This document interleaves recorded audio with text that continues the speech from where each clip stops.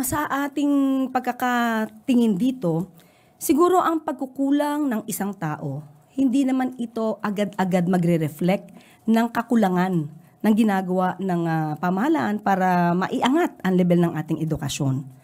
Kung may pagkakamali or pagkukulang ang isa, ay maaari naman niyang i-level up yung kanyang sarili, lalo-lalo na marami na po tayo mapag-aaralan through internet, using Google search, and lahat ng mga maaari nating i-search through using the computer system.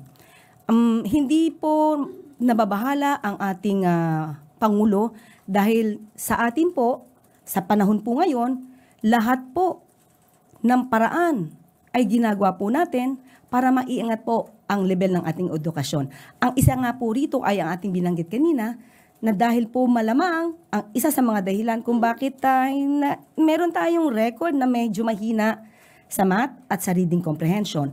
Kaya po ang suggestion nga po dito sa EDCOM 2 ay maiangat muna natin yung foundational years ng mga bata. Kaya po naglaan na po ng pondo ang Pangulo para po magkaroon na po ng mga centers, no, para sa mga kabataan, lalo na po sa foundational years.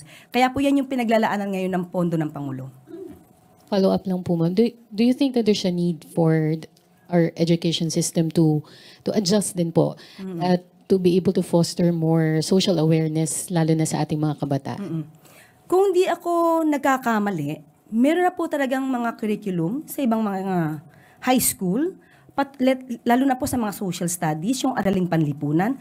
Ito naman po talaga ay itinuturo, lalo na po yung patungkol sa pamahalaan.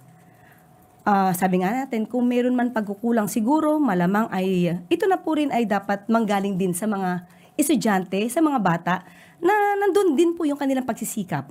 Pero kung ano man po ang maitutulong pa rin ng pamahalaan para iangat pa rin ang edukasyon, ang level ng edukasyon, gagawin pa rin po natin yan.